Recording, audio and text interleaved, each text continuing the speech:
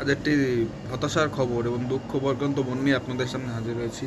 কারণ মদিনার পবিত্র ভূমি থেকে যে খবরটি আসছে সেটি হচ্ছে যে আমাদের মদিনা শরীফের অর্থাৎ মসজিদে নববীর যিনি মুয়াজ্জিন শেখ ফয়সাল নোমান তিনি ইন্তেকাল করেছেন।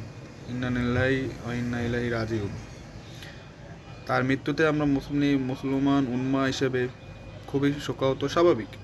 দেখুন, শেখ ফয়সাল নোমান শুধু কিন্তু একজন, তিনি যে আজান দিতেন শুধু তা না, তার আহ্বানে হাজার হাজার মানুষ, লাখ লাখ মানুষ আল্লাহর হুকুম এবং কল্যাণের পথে যে ফিরে আসতে হবে সেটি স্মরণ করত। তার আহ্বান ছিল আল্লাহর দিকে এবং তার যে সুমধুর কণ্ঠ, শুদ্ধ উচ্চারণ এবং দায়িত্বশীলতা নিয়ে তিনি এতটা বছর মসজিদে নববীর মতো জায়গায় মুয়াজ্জিনের দায়িত্ব পালন করেছেন, যা এক কথায় অবিশ্বাস্য এবং সত্যি অভূতপূর্ণ। মসজিদে নববীর মতো জায়গায় সবাই তো আর মুয়াজ্জিন হতে পারে না, আল্লাহ সবাই কপালে তো সেটা লেখে না। তো তিনি একদিক থেকে ভাগ্যবান ছিলেন। আমি মনে করবো পৃথিবীর অন্যতম সেরা ভাগ্যবান লোক এবং পৃথিবীর অন্যতম সেরা যে কাজ, দামি কাজ, সেটা তিনি করতে পেরেছেন অনেক বছর ধরে। যে মসজিদে নববীতে তিনি আজান দিতে পেরেছেন, মসজিদে নববীর খেদমত করতে পেরেছেন। এর চেয়ে কী লাগে জীবনে? কিছুই তো লাগে না, আমার মতে এর চেয়ে কিছু লাগে না।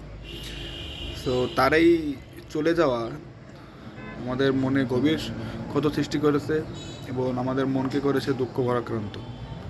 আমরা দোয়া করবো যে আল্লাহ যেন তাকে জান্নাতের সর্বোচ্চ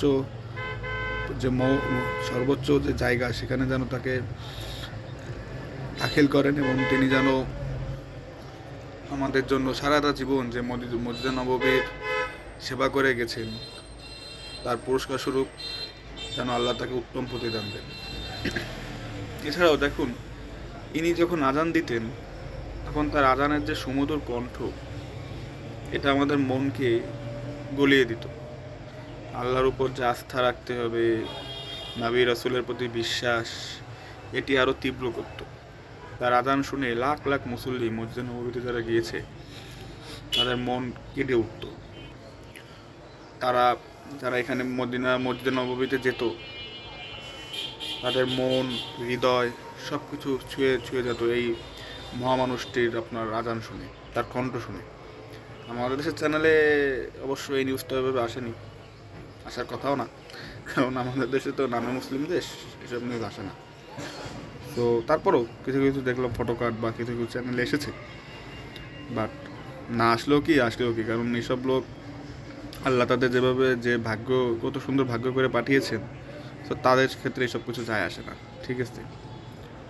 অ্যান্ড আমি মূলত আমাদের দেশের মিডিয়ার কাছ থেকে আশাও করি না তারা এসব শেয়ার করবে, বলবে। তাদের সময় কোথায় কনসার্ট হচ্ছে, কোথায় কী হচ্ছে, এইসব শেয়ার করে সময় পায় না।